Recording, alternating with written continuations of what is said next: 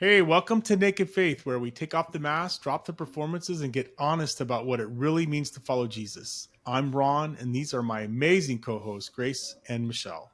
And together, we're creating a space for real conversations, real stories, and real encounters with the love that never gives up. No agendas, no religious hype, just real people sharing how God met them in the messy middle. And pointing to one truth: Jesus still transforms lives. So whether you're walking strong or hanging on by a thread, you are welcome here. This is Naked Faith. So let's get into it. All right. So, all right, let's go. Man, last week we started down this path of Mary Magdalene, and I'm the Thomas. I was the Thomas in the apostle group, right? Like the doubting Thomas, the guy that said, I'm not sure where this is going, but oh my gosh, like for the last 6 days, it's been, I've listened to several books now and I've read some of the gospel, and it is mind-blowing. Yeah, it is mind-blowing for sure. Some powerful stuff.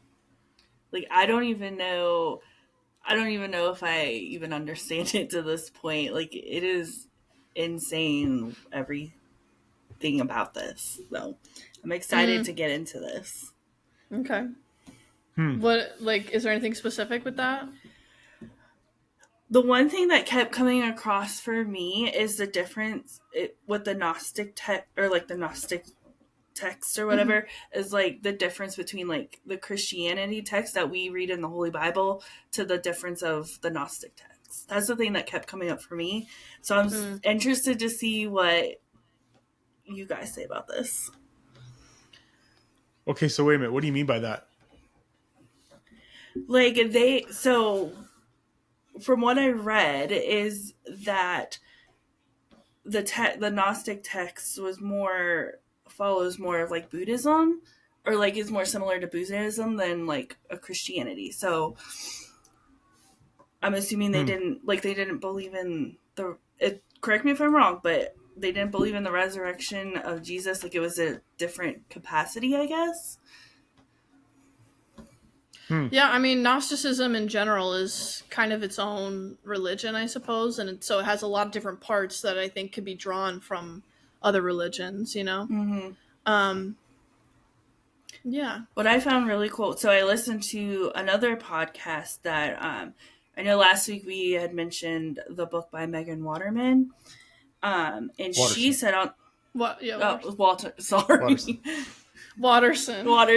Yeah. Yes, you're good. But just in case she happens to ever listen to this, we want to give her right. I'm sorry, we love Megan. your work. We love your work. But the way I really liked how she put it is that religion is like a disco ball. We're all looking at it, like we all look at it, but we all see a different like section of it. So I love that. Oh wow! Yeah. So I really liked how she explained it that way. So. Yeah, that's kind of fun. Yeah. Well, okay, so I'd like to just here's my thoughts. I mean, I don't necessarily think that Gnosticism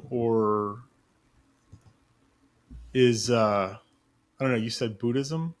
That's not what I got. Yeah. I can see that. I mean, it's here's what's been opening up for me is as I'm reading this and listening to the books and the different podcasts is so I'm currently listening to a book by Cynthia Bourgeault, and it's kind of fascinating because this lady is a Episcopal priest in the Episcopal Church, and she tells the story about how she started, like when she started getting in tune with the Gospel of Mary. But she points out in her book, which is really interesting to me, she makes a statement, which I think we've all heard this before, is that the victors write history. The losers don't write history. And so, it's just like when she said that, it was kind of interesting to me that it was profound. And so you think about, okay, here's this, this gospel that's come out in, so I guess I should, I'm like a conspiracy theorist. And so, no, seriously, I am. And I say this because I'm like, I don't believe, like when you hear things in the news or you hear something the government says, I'm the first one that goes, okay, what's really behind that? Right? Like that doesn't sound right, And I think for me, this journey of like, the idea of starting this podcast is kind of that, in that mold of like, I just don't feel like we've been told the truth in some instances. And, and so like I came into this skeptical thinking, okay, well, and then, as I'm listening to the different sources that I've been listening to and reading, I start to question, where did that skepticism come up? And I said to myself, like, why is it that I can question, I don't know, name something, some massive event that's happened, COVID, right? I can question the validity of COVID and get all caught up in, what really happened there. But then something like religion, and COVID doesn't mean anything to me. Like it has no matter in my life whatsoever, right? Like, and I don't want to say that in a bad way because, I didn't know anyone that had any tragic effects from COVID. But you know what I'm saying? Does that make sense? But like religion and theology has been a very big part of my life. And I think like, why do I not question that? Right. And, like, shouldn't I be putting the same vigor of scrutiny to, when I think about why I wanted to do this podcast, like that was the reason why. And now I hear, I'm like, okay, why can I not be open-minded and think about this? Sure. And so I really approached this week with, okay, I'm going to give some validity to this and see what these people are saying. And it has a very profound effect. Right. And I think it's important to question those things, whether we believe this or not. Like, I think it's important to ask those questions and to really like look into it and get the whole story. Yeah. Yeah. That is interesting as it plays on the who tells the story of history. Yeah, and that's what I keep going back to. Like, who writes the history books? Well, it's the victor. The victor writes the history books, right? And so then you think about like, I've always questioned the validity of the church and how it came into existence. And I think the other thing, like this author Cynthia points out, is that the first, and I might get this wrong, like the first 400 years of Christianity, there were no rules like in the Roman Catholicism that was established. And who established that? Well, it was Constantine, and he established the organized religion that we have come to know today. I mean, it wasn't the same back then, but that's where the basis of organized religion came into play. And so you start to think, okay, well, we know back then, that's, if it's 400 years after Jesus's resurrection, well, we're still in the dark ages then, and we're still very much in a patriarchal mindset. And so how would it have upset the power base if women were given a voice in 400 AD? That's a big question, I feel. Yeah. I mean, and it almost makes me question, like, why were women never given a voice, Yeah. Because I think I said this in the last episode of, like, so much of wisdom and storytelling that's passed down through women is only through spoken word. Like, anytime a woman would write something down, it would get erased somehow, or stolen. I don't know. Like, women can only share wisdom through conversation, at least through the centuries, I suppose, when their writing isn't taken seriously, I guess, or authenticated. Yeah. Yeah, I get that. Mm-hmm. And that's just it's just kind of bizarre, it's just it's yeah. So I go back to, okay, well, we know that there were no women in these first set of councils when the the organized religion was established, so they didn't have a voice. And it completely makes sense to me where the power base, which was a group of men, did not want to, like, what I've heard is that maybe, and again, I don't want to put validity to this and I don't want to offend anybody that may be listening, is that, that maybe some of the scriptures were altered or changed in a way to paint the picture of what we believe today, which is, where Paul says, like, the whole idea of love, right? Like, that's just, and what this Cynthia Bourgeois is saying in about the love aspect is, it's mind boggling. Like, there's, it's kind of hard to describe. You think about, it's hard to describe this love that Jesus had. And so, she even alludes to that, you know, why are people offended? If, and she poses the question like this: if this were true and Jesus and Mary had an intimate relationship, what does that mean? And so, like, we think in the material sense of that we live, and this is actually a good segue of where I kind of wanted to have a discussion about, but like in the way we think of, we are not, and I think the term she uses, dualism, right? We don't understand the dualism of love, and that we think of love as and she uses the term eros, which is like sex, right? Mm-hmm. What is love like between men and women? And it's, it is sexual based, and it is lust and things like that, right? And so, is it really like, if they had this non-dualistic love, then, maybe we're thinking about this all wrong. Mm-hmm. Okay. Well, let me rephrase it. Jesus had this non-dualistic love. And then, and I think before we started recording, we were talking about what keeps coming up for me is the seven powers that's talked about. Mary Magdalene talks about the seven powers and what it takes, like what the seven powers mean, and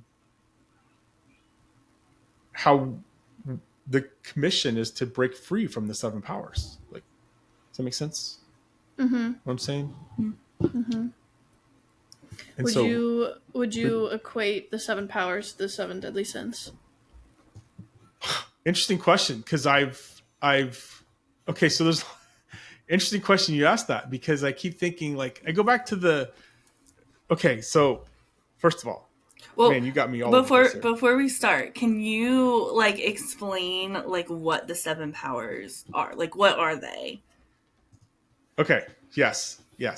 All right, so the seven powers that are referenced in the Gospel of Mary, it's Mary 8:10 through 9:24, and it says, and I don't know if this is where it's referenced from, and Grace, you could read the actual scripture here in a second, but it says, as the soul ascends, it is confronted by power number one, which is darkness. And darkness represents ignorance, obscurity, and the soul's first obstacle. The second power is desire, the passion that binds the soul to material existence. The third power is ignorance, the blindness to true knowledge, gnosis, that keeps the soul bound. The fourth power is excitement of death, or the wrath of death, sometimes translated as the zeal for death, the impulse toward corruption and mortality.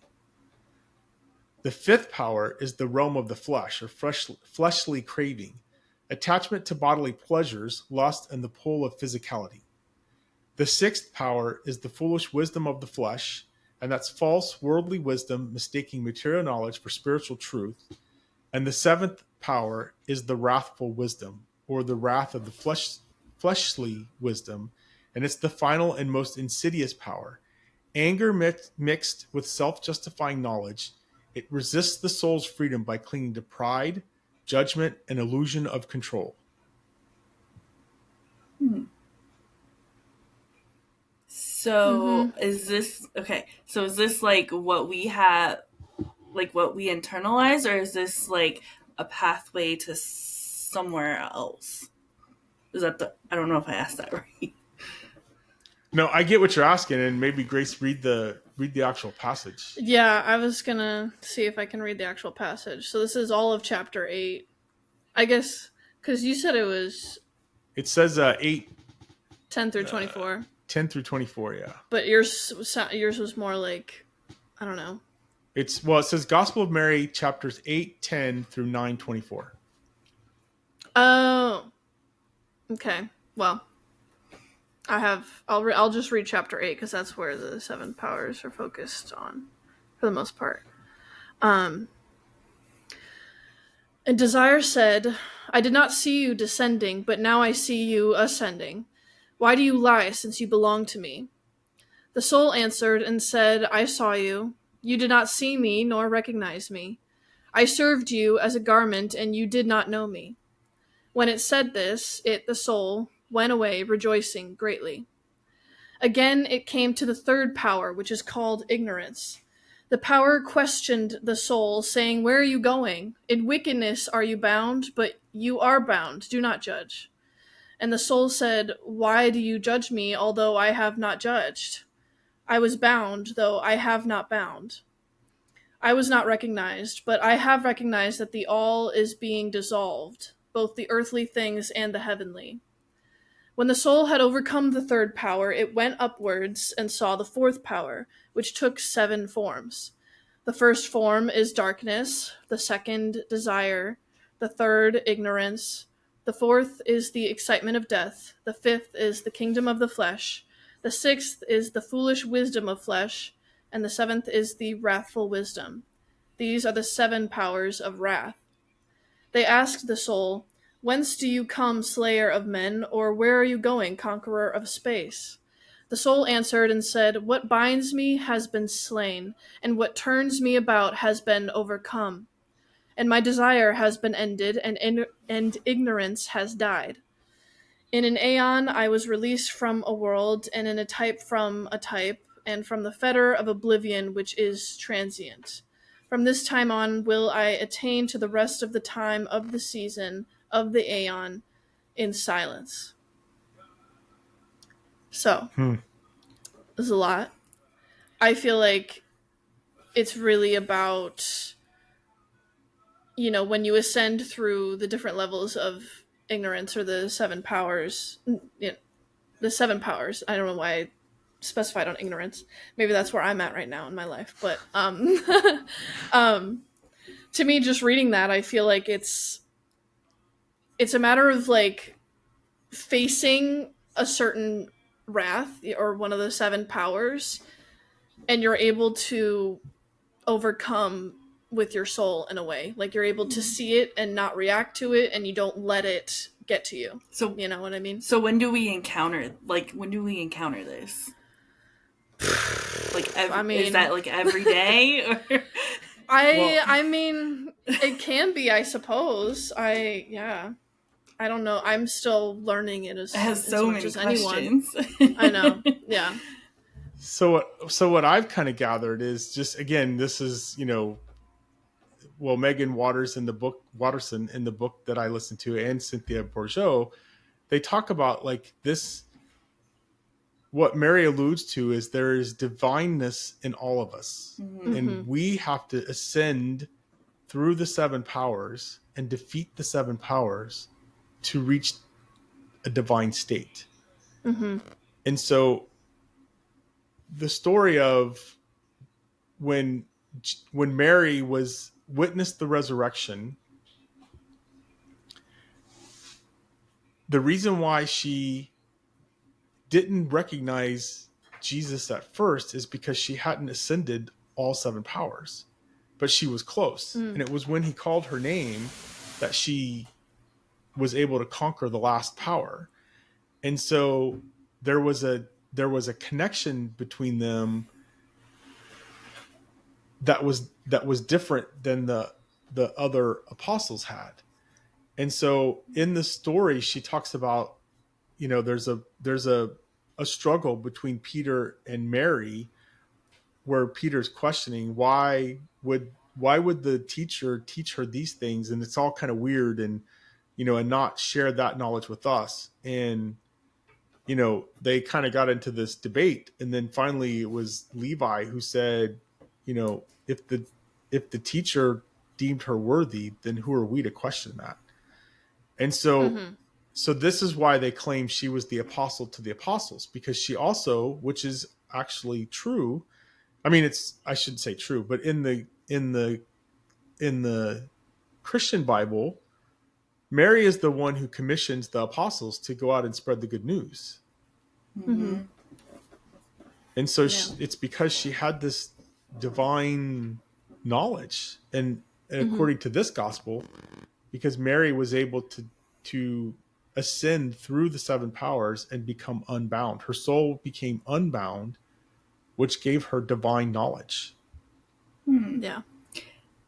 I keep thinking about, the book Dante's Inferno? Like this is what it reminds me of. And now I wonder if there's any correlation. I hate to admit, I don't think I've read that book. You haven't read that? Yeah, I don't think I've read that book either, but it's okay. Oh.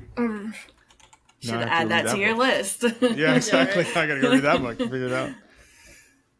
So here's what I think, and this is kind of what I got out of this. And so, Grace, you asked the question, is this the seven deadly sins? It's not necessarily the seven deadly sins mentioned in the Bible, but here's some things that okay, this is where my mind has been going all week, right? So in the canonical gospels, they claim that Jesus rescued Mary from 7 demons. And because he did that, she followed him closely. So there's some significance to 7. 7 is a perfect number in the Bible. Right. And so I start to think, okay, the only time you hear about these demons is in one of the Gospels, and I don't remember which one it is, but they talk about these 7 demons, not 7 sins, it's 7 demons that Jesus rescued her from. And then I start to think, okay, I'm reading about these 7 powers, and these all sound like demons. I mean, yeah, I feel like it could be interpreted as our own mental demons. Like, Michelle, you asked, okay, when does this happen? When does this show up? And I'm like, I feel like looking through it, I could see how it pertains to so many things happening in the world right now. So many different examples. And then it's a matter of how does that manifest in your own personal life as well. It just kind of, there's so many levels and layers to it, I suppose. And it's a matter of... Sorry, go ahead. I was just going to say it's a matter of how you're able to approach it and interact with it in a way that is not so reactive, and you can really respond to it. Because the whole point, this chapter specifically, is focusing on the soul, being able to respond to these powers, talking to the soul directly, and yeah, it's just, yeah. Well, and the weird thing is, a big part of the text that's missing is it's believed that Jesus is instructing her how to overcome the 7 powers. And that's the part that's missing.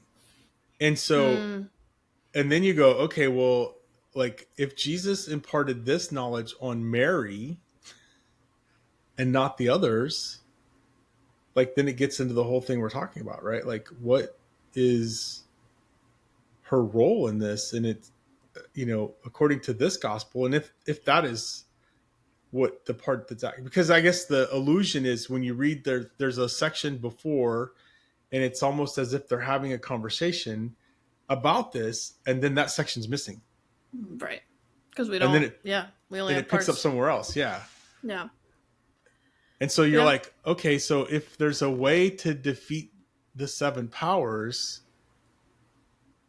and so okay, the other thing I've heard in the text or the narrative, the stuff I've been listening to, is that the the the people who follow this believe that Mary had the ability to have like divine visions and see things that the rest of us couldn't see. So this is all coming together for me, right? Like as I'm talking.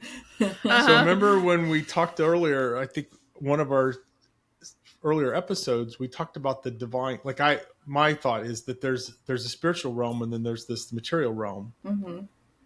And so like Mary had the ability to see into the spiritual realm because she had achieved this divine freedom. Her soul had achieved this divine freedom. So no, I think they say this in the book, like, why could she see Jesus at times when others couldn't after the resurrection? Because she could see, like, in the spiritual. So you asked the question, 7 deadly sins. Then I think about, okay, so this is like the other place my mind went, right? Go back to the Garden of Eden story.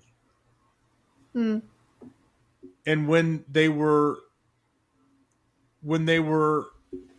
kicked out of the Garden of Eden, he said, your desire will be for your husband, but he will rule over you, right? Like that's the language in there. So then I go, okay, so did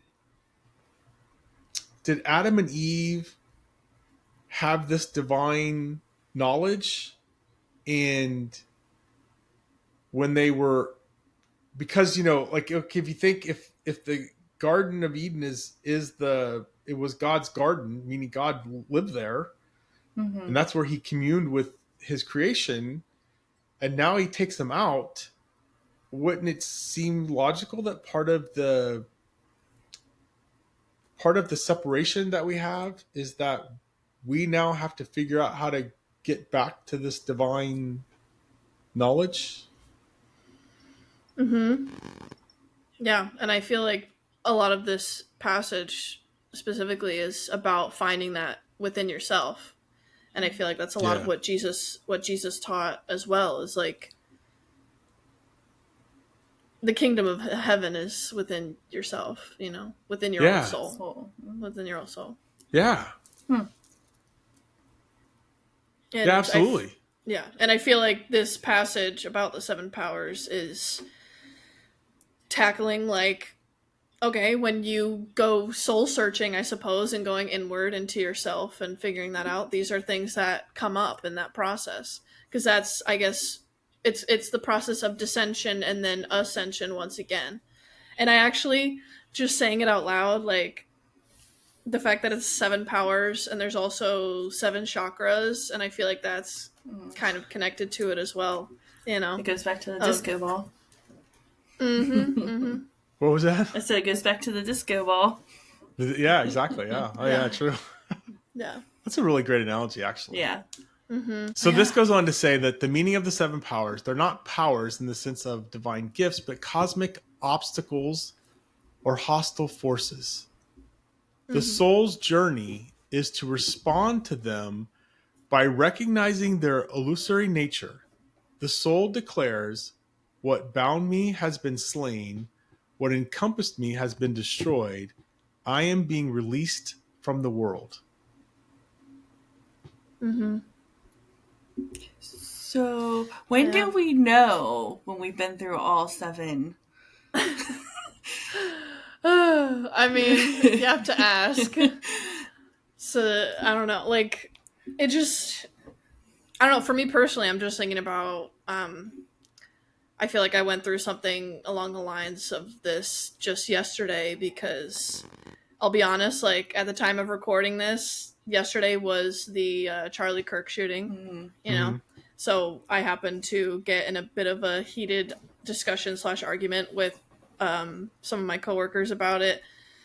And I think that just felt like a whole situation that could be focused on one of the 7 powers, and maybe I failed to approach it in a different light, you know?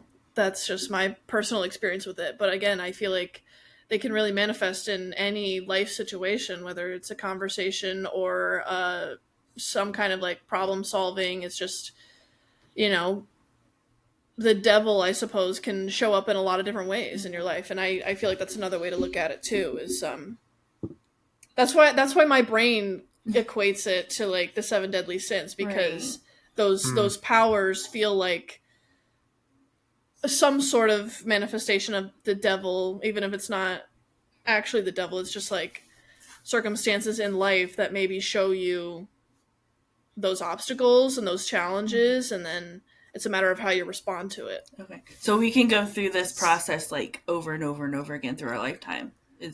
Probably, honestly. I don't think so. I think once you achieve it, then you're free from it. Okay. So here's, I actually had, you know, I had Chat GPT help me analyze this, because this was just mind blowing. And so it created this map. And so this, I think, maybe warrants some discussion, because I was like, okay, like I read these 7 powers that I'm asking the same questions you're asking, Michelle. Like, well, how do I get there? You know, and it doesn't really, you know, like it doesn't tell you, right? But okay, so here's the map. The answers are within. Right. Well, but I mean, I need the rule book. Like, what do I got to do, right? So what does ChatGPT tell us? Oh gosh. All right. So here's how they map out darkness. Okay. Go ahead.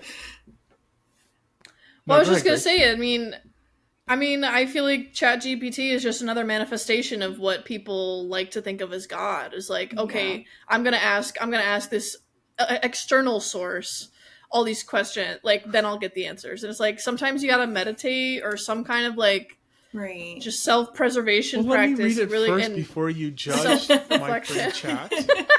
You know, you let me go. So I went. Chat's a good dude. You know, or a good gal, depending on how you look at it, right? Yeah. So, all right. So darkness, confusion, or lack of awareness. So the cosmic meaning is the primordial obscurity that hides divine reality. The psychological meaning is when we are lost in confusion, denial, or fear, we're unable to see clearly. And it's the absence of conscious presence.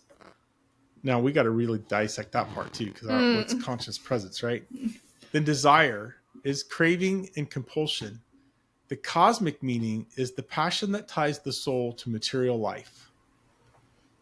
The psychological meaning is addictions, clinging, or trying to fill inner emptiness with possessions, relationships, food, sex, success.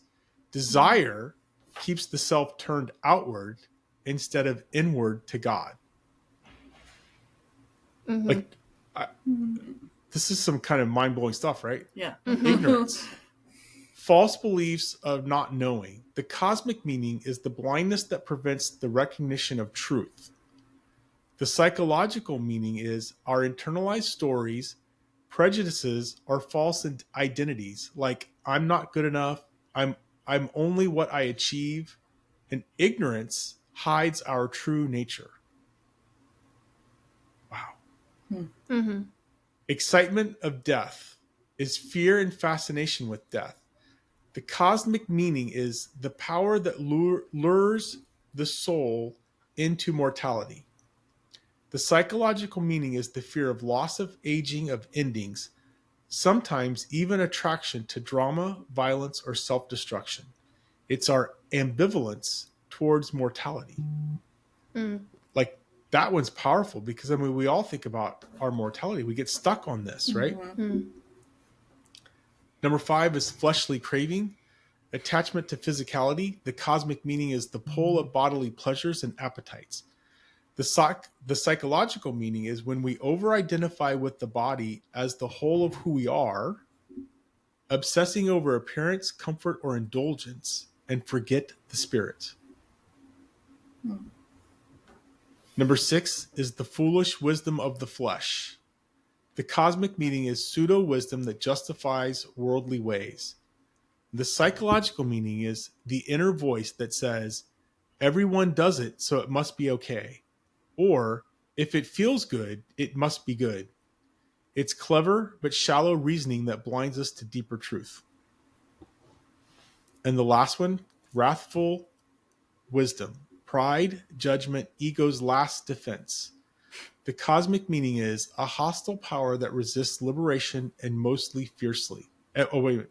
A hostile power that resists liberation most fiercely. The psychological meaning is the angry, self-righteous part of the ego that refuses to let go. It mixes wisdom with wrath. For example, using scripture, intellect, or morality to dominate or shame others. Mm. Mm-hmm. Yeah. It's like mind-blowing. Yeah. Yeah, a lot of layers to it for sure. Yeah, because again, as you were saying all that, I'm like, I feel like I could think of so many specific examples throughout the world. Maybe I think it'd be good for me personally to look inward at least to see what specific examples I could think of in my life, and what maybe I can do to approach it differently, approach the situation differently.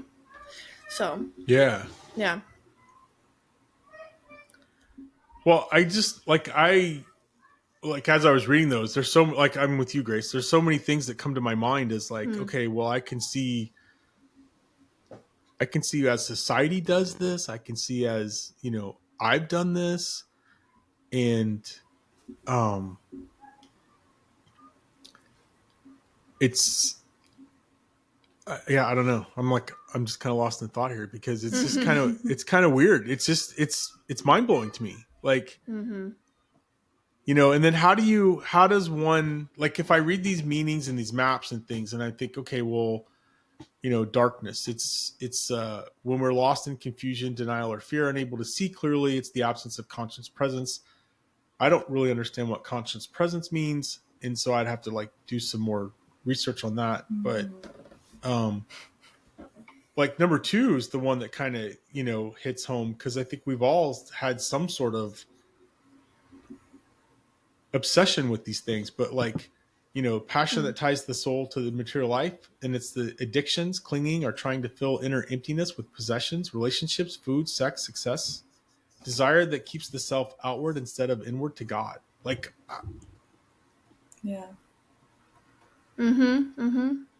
And I feel like that's a lot can you of see how yourself our in society... these? Oh yeah. Oh, absolutely. And I feel like desire especially is something that a lot of our society kind of lives off of. Because material things could be very consumeristic, a lot of Amazon kind of things. What was it, success, money, that's what billionaires do. They hoard their wealth and whatnot. And I can see it happening in a lot of different ways for all forms. Yeah, keeping up with the Joneses. Yeah, or you could even see somebody that has a drug addiction or alcohol addiction, or they're stuck in this second power. Right. Going to a Coldplay concert. I had to throw it in there. Crazy reference. Crazy pull. I had to throw it in there. That's hilarious. It's been a couple months. What were was they? She more upset about that? Was she more upset that her husband was there with some lady, or that he was at a Coldplay concert? I don't know. I know. Equally destructive, right? Right. I would want to go see. That Coldplay. was combining all the aspects of desire into one specific moment. Yeah, That's exactly. Crazy. You don't understand, honey. I gotta go to Coldplay with her. Yeah, we're. I don't know, studying some HR-related thing through our personal experience. Team building. Oh, God. Yeah, there you go. Ay. All right, well. Sorry. So, okay, no, you're so here's fine. another... It's funny. Yeah. So here's another thought I have in, man, You're having a lot of thoughts over there. I can tell. I am. I'm like, this is just like my mind has gone in so many different directions just listening to this, and reading this stuff. Yeah. So I mean, at least 7 directions. At least. Probably, yes. It probably has been 7 directions. And because every time I go over this, I just think of like, okay, here's what I think about. So in the number 7, it's interesting because so when you talk about spiritual realm, sub deities that existed, there were 70. So that's kind of interesting. There were 70 watchers, what they call watchers, and we'll do a whole different, we're going to do a whole series on that too. But sounds like a Netflix show. Mm-hmm. Well, it's not. I watched that show and it's not the same. Yeah. But they called these the Watchers, and because I really would like to do a whole thing on Enoch since we're diverting from the canonical Bible, like because I'm fascinated with Enoch and the Nephilim. But like, okay, so there's these powers, there's these deities that we call now demons that are trying to disrupt the order of the universe. And what would really be cool is to map. So there's a theory out there that, when you look across the religions of the world that have had multiple deities that they worship. So I think about Greek and Roman mythology, Egyptian mythology, right? They had multiple deities that they worshipped, and each one of these deities that they had required something of the people. And so there's this theory out there that these deities are the same. So for instance, and I'm probably going to totally mess this up, but like, I think Baal in the Egyptian days was considered to be like the most powerful deity that they had. And so there's a map that, Baal is Zeus. And Baal just keeps changing. That deity just changes his identity throughout history. And so for each new culture that embraces that same deity, it's the same spiritual being, but now with a different name. Does that make sense what I'm saying? Yeah. And so like when I read these, I think about like, okay, maybe these, and you know what, if you actually probably, like this would be another interesting study, is if we started looking at like the main deities in the mythology, there might only be 7. Right. You know what I'm saying? So like Zeus and Apollo and Poseidon and Hades, like there could be 7 of the main ones, which then, think about that. So Hades, or is that what his name was? Was the god of the underworld. Right. Death. Right? Aphrodite is the deity of desire and lust, So hey buddy. So like, and then you think about, there's a power of desire, right?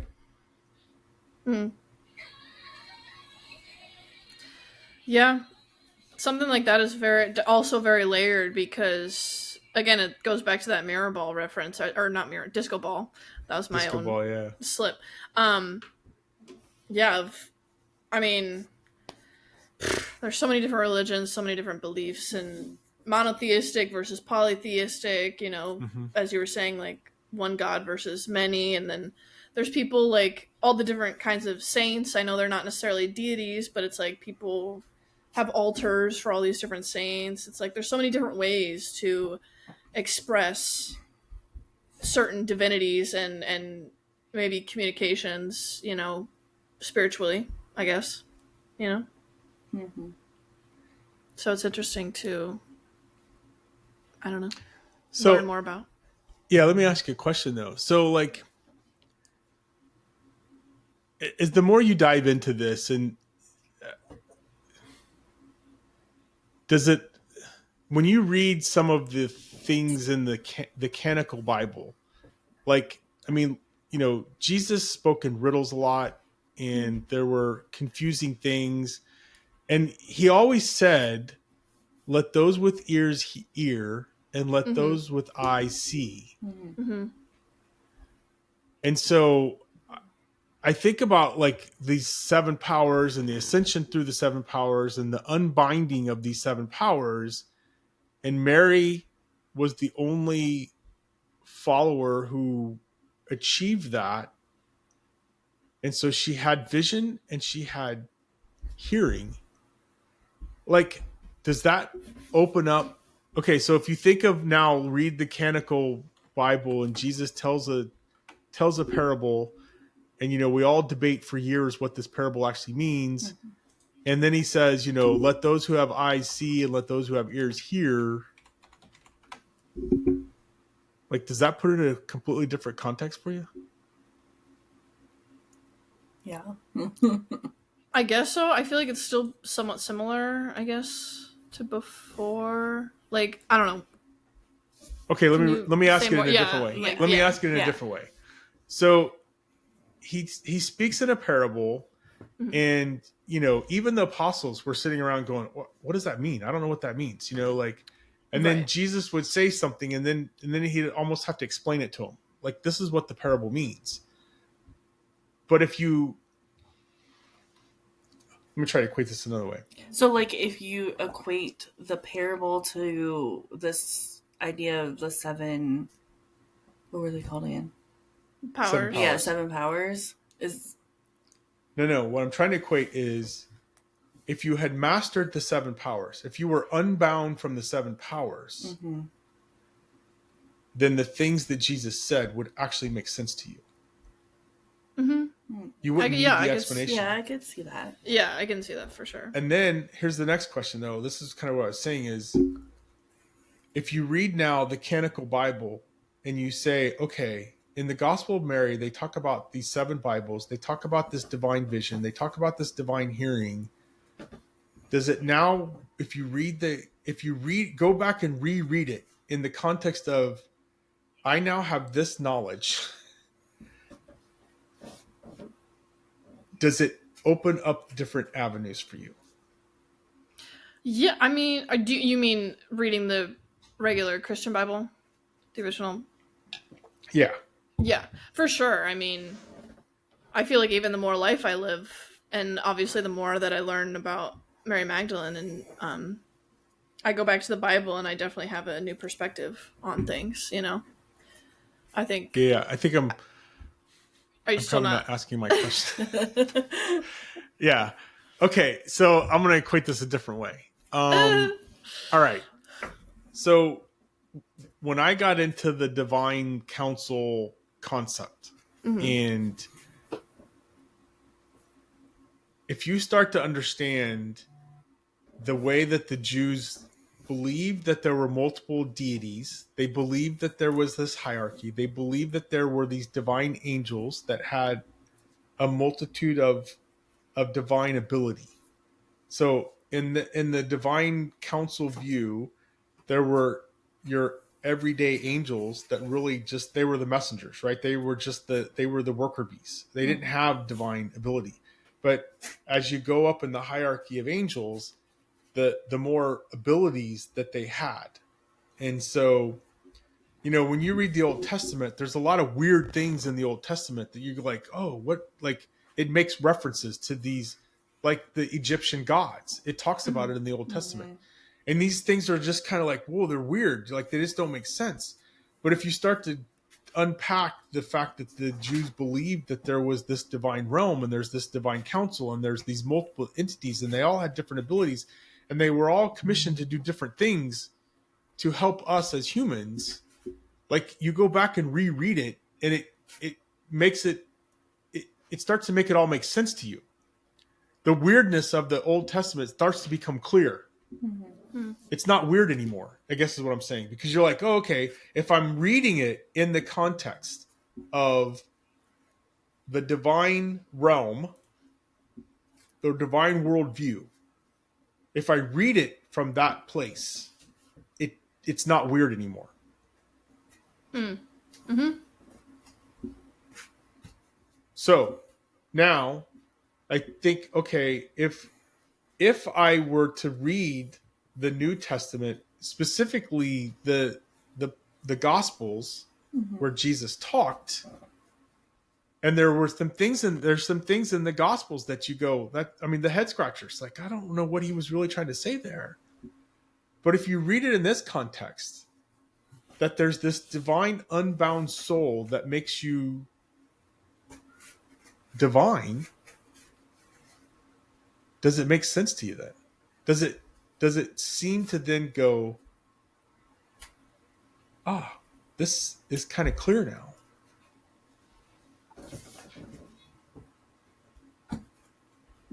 I would say that's possible, definitely. I mean, yeah. I mean, theoretically, that does I just sound got tickled by the look on both of your faces when I said that. You were just like super perplexed about what I just said. I mean, no, I get it. I do. I mean, I think so let's go back to the divine council. Like, how did we, like, is there something somewhere that it talks about that? Maybe, like, if we understood more what the divine council is and where that came from or how that came to be. Yeah, Psalm 82. Okay. Psalm 82 is the springboard for the divine council. So, and I didn't really want this to be a divine council discussion. No, but well, Ron, you're basically saying, like, to me, it sounds like you're saying once you've been enlightened by going through the 7 powers, you're able to read scripture from that place of enlightenment. Kind of, yeah. Yeah. Well, it's just like the weirdness of it becomes more clear. Mm-hmm. So real quick to answer your question, Michelle, it says, I'm just going to read Psalm 82.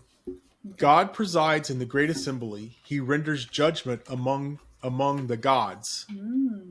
So if you understand, like, if you were to read this in Hebrew, which I don't know Hebrew, but I understand what they're saying. The word God is, so there's the word God in Hebrew is Elohim. Mm-hmm. Elohim is singular and plural. Right. It's the same word for singular and plural. How they wrote it, if it was capitalized, it meant the God that we worship. Right. If it was in lowercase, it meant the gods, the angels. Okay. So this is God presides in the great assembly. He renders judgment among the gods. How long will you defend the unjust and show partiality to the wicked? Defend the weak and the fatherless. Uphold the cause of the poor and oppressed. Rescue the weak and the needy. Deliver them from the hand of the wicked. The gods know nothing. They understand nothing. They walk about in darkness. All the foundations of the earth are shaken. I said, you are gods. You are all sons of the Most High. But you will die like mere mortals. You will fall like every other ruler.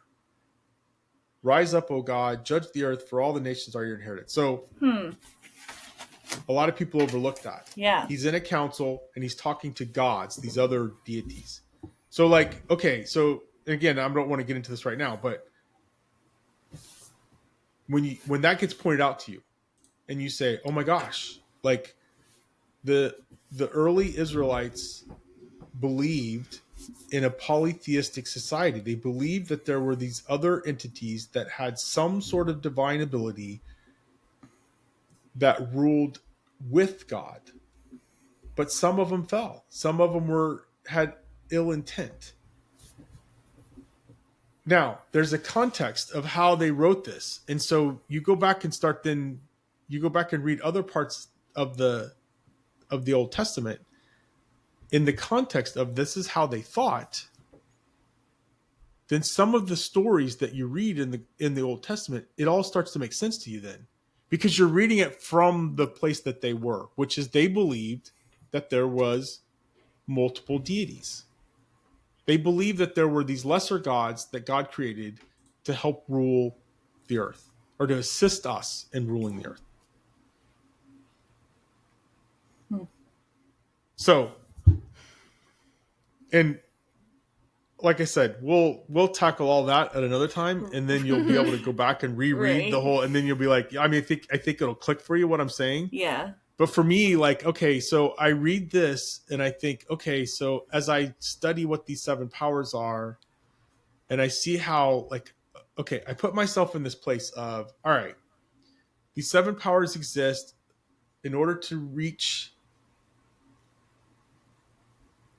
what do they call that in Buddhism? Enlightenment. Enlightenment? Yeah. Yeah. Yeah. In order to reach enlightenment, you know, you have to pass through the 7 powers and you have to be unbound from the 7 powers. So now I start to think about, what does a life look like if I was not bound by these 7 powers? Desire, ignorance, mortality, you know, blah, blah, blah. What kind of human would you be? You almost wouldn't be human. I would say probably something closer to Jesus, I suppose, because I think a lot of people forget that Jesus was still a human being. And I feel like we all are in some way spiritual beings, you know, having a human experience. Mm-hmm. And I feel like a lot of life is kind of finding the balance of that duality of discovering our own divine inner wisdom while still learning as humans too. There's so many things there, you know? I think the same thing.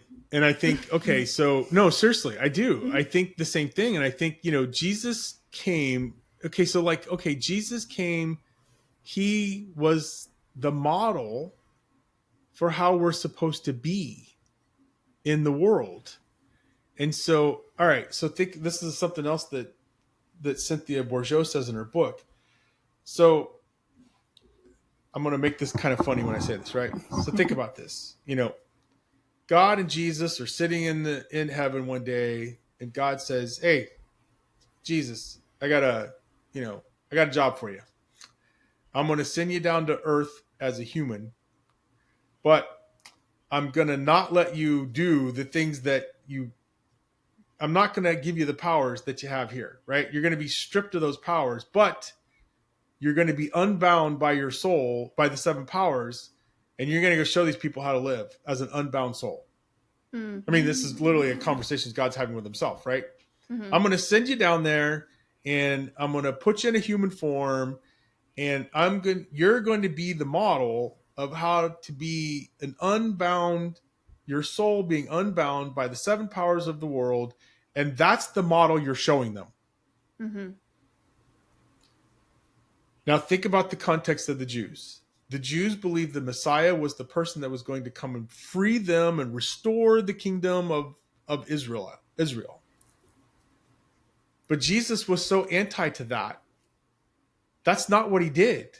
I mean, he showed us a way to be free of the things that bind us here on earth. Mm-hmm. And so maybe in my mind, I'm now thinking, this is what we were supposed to get.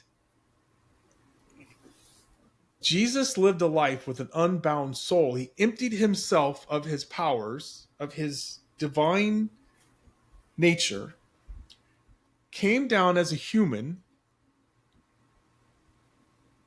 and said, this is how you're supposed to live. This is what an unbound soul that is in tune with the creator of the universe looks like. Mm-hmm. Like maybe that's what we were supposed to get. Yeah. Mm-hmm. Yeah. Yeah. Honestly, like, again, everything you say, I'm like, there's so many layers. I know. I know. I'm just like flabbergasted because I've never, you know. Yeah. Yeah. Yeah. I mean, life on Earth is one big lesson, Well, you know? And personally, I believe, like, you know, we have, like, soul contracts in a way of, like, you kind of sign up for what challenges you're going to have in your life and how you're going to learn them and approach them and that kind of thing. So you think we There's negotiate with God before we come down here? Okay, hey, this is what I'm going to throw at you. He's got that John Hancock signature at the bottom line. And you're like, So. okay, I'm going to bring it on. Bring it on. I can do it. It reminds And me then you of get on that Earth. scene from The Little Mermaid. You know, like when she's signing away her soul to Ursula. Her voice. Yeah, her voice, yeah. Yeah, maybe. Maybe. Who knows? Well, okay, so here's another profound thought. Is there's this show, like, I haven't watched the actual movie. It's a horror flick, but it's called The Wishmaster. Okay. And the premise is the devil is, you know, walking around amongst us, and he will grant every wish that you want, but the price is your soul. Mm-hmm. And, you know, there's a lot of movies and there's a lot of, like, things about, you know, Hades Town. Let's talk about that, right? Hades Town was about giving up your soul, right? Trading your soul for the love of his life. I don't know if you've ever seen that play, Michelle, but no, I have not. It's probably beautiful. One of the, so beautiful. To me, it's like one of the best plays ever written. It's a Roman mythology story written in New Orleans. So imagine Greek. that, like Greek. It's a Greek mythology written in Rome, as from a perspective of a family of a guy in New Orleans in the 40s. It's fascinating, beautiful story, right? Yeah. But in the story, the love of his life gets taken to Hades. And the whole play is about his journey through Hades to recover the love of his life. And in the end, he has to give up his soul to save her. Yeah. Or, I mean, it's Orpheus and Eurydice, if you know that. Yeah, that's it. I knew. Yeah. It would come. Yeah. I said that because I was like, Grace is going to get this. I could. Yeah. I'm like, it's Orpheus and Eurydice, and Hades and Persephone, and really, like, diving deep into both of those relationships and how they reflect each other in every way. But anyways, so I just feel like there's a whole, like, battle on our souls, and, you know, we talk about, like, what happens when we die. Well, our, you know, this part of us doesn't, it stays here. Like, you know, from dust you were made, dust you will return, right? And so your body doesn't ascend, it's your soul that ascends. And so, like, to me, it all starts to make sense. If I read this in this context of, in order to achieve nirvana, I have to be able to defeat the 7 powers. My soul has to be able to defeat the 7 powers. And is it achievable before I die? And it sounds like Mary did it. And Jesus came down as the embodiment of the model of what it looks like to have an unbridled soul.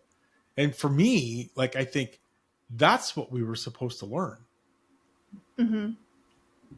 Yeah. And crazy how that's not in the original Christian Bible. Yeah. So. But I mean, I don't know. People could probably say, oh, it's the same as the 7 deadly sins. But I don't know, when it's characterized in that way as the 7 powers, something about it's just different because it's more soul focused. Right. And Yeah. Like we are the capable ones, and our soul knows already. It's just a matter Right. of finding that inner wisdom. Yeah. But yeah, I mean, we should probably wrap up I was here gonna say pretty we're soon. just gonna leave it right there because Yeah. Yeah. I mean, that's that could sum it up, I suppose. But yeah, I don't know. It's always an ongoing conversation in a Right. way. Yeah. Any other final thoughts? well, no, this has been fascinating to me, and Yeah. I'm like, I don't even know where I'm at right now. Yeah. yeah. So But it is a wow. cool concept to think about it. Mm. Whether you believe it or not, I think it's important to at least look into it. Mm-hmm. Yeah. 'Cause I think it will transform the way that you read the Bible. That sounds like. So. Yeah. For Or sure. the way you live your life. Mm-hmm. Mm-hmm. Yeah. So there's another, and I'll just say this one last thing, and then we'll wrap it up. Because, Mm-hmm. and so next week I'll have the actual scripture, but there's in the book of Revelation. So the interesting thing about Revelation is it's not an end times book. It's a revealing of how the universe works, right? Mm-hmm. And in there, Jesus is talking to John, who's having this vision of how heaven operates. And one of the things that he says is that the masses will be deceived by the devil, and only a few will be enlightened. Mm. And so I think about like, okay, in this Gnostic Gospels, this Gospel of Mary, like this is radically different than any of the other canonical Gospels that we've read. Mm-hmm. And then you go, okay, so many people have discounted this gospel because it's different. It's weird. It's just it's not normal, right? Mm. But is this what he meant? Yeah. Maybe. Yeah. Yeah. I could see that. Like if we're gonna take I could see that now that we've talked about this. So yeah. Mm. Mm-hmm. Right. This is questioning all the norms that you ever knew. Yeah. And maybe that's it the is. enlightenment. Maybe that's part of the It really enlightenment, is. right? Like yeah. So Mm-hmm. anyway, Yeah. if you're listening to this, you're probably like going, "Oh, you can't leave me here." But like, I think we gotta we got a long way to go on this. Yeah, topic. we do. Right. We do. We just really- scratched the surface. Mm-hmm. Yeah, exactly. So But yeah, Cool, we well- hope to see you next time, of course. You know, where can they find us, Michelle? You can find us on Facebook, Instagram, TikTok at Naked Faith Podcast. And if you have a prayer request or just want to discuss this topic, you can email us at nakedfaithpodcast@gmail.com. Yeah, because again, this was originally started to share our real life experiences and stories. So we, of course, are always intrigued and interested in diving into all the spiritual things, but we always want to hear about the human real life experiences as well. Yeah.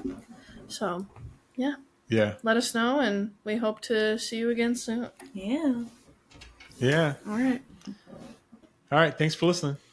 All right. Bye.